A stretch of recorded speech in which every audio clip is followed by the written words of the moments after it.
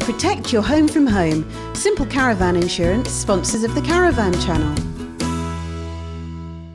If you go out looking for a caravan these days, you can expect to pay $10,000, $20,000, $30,000, even more for a good new caravan.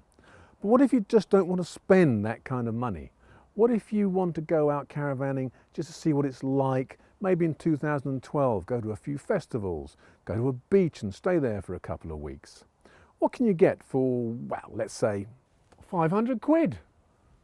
You can get this Abbey Piper.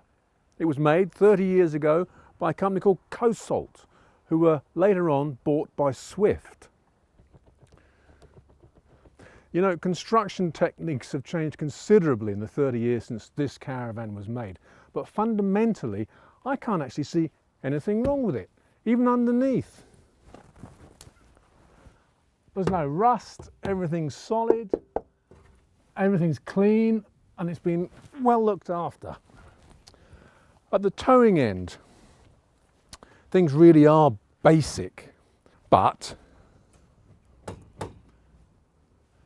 everything works, and that's what matters.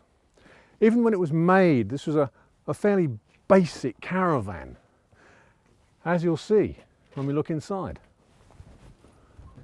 Okay, well, the first thing to say is I can't smell any damp, and that's a really important thing to look out for in a caravan of this age.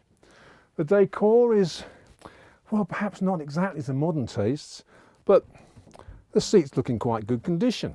And as far as sleeping accommodation is concerned, I reckon there's plenty of room for 3 people. One here, and one on the floor if you move the table. Oh dear.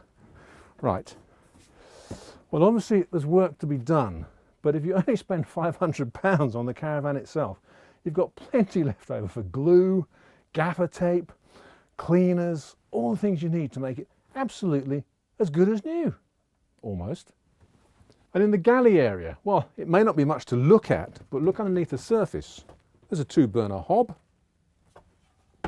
some very tasteful tiling, obviously done by a previous owner. Fold this up, and there you have a quite modern looking sink. And what's wrong with that?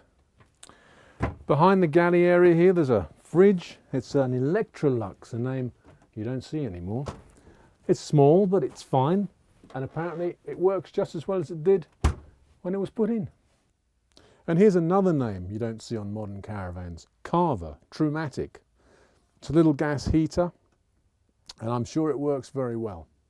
But one thing that this caravan doesn't have, as far as amenities are concerned, is hot water. So in the toilet, there's no shower, but there is a wash basin and a porta potty.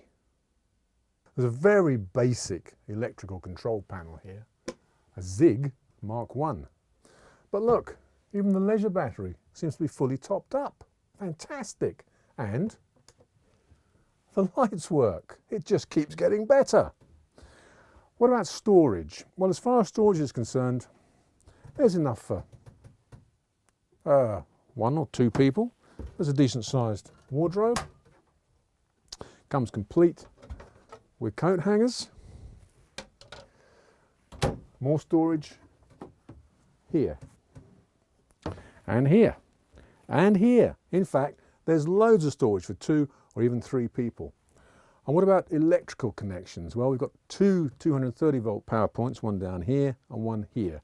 And just above this one, you have one of these little old-fashioned 12 volt sockets, which I expect is designed to run a 12 volt cathode ray tube television, preferably one with a VHS player built into it, so that you can watch tapes of Dallas going back in time. Fantastic. You know, even at 500 quid, when you buy this from the dealer, you're going to get a full safety check so that you know it's perfectly safe and ready to roll.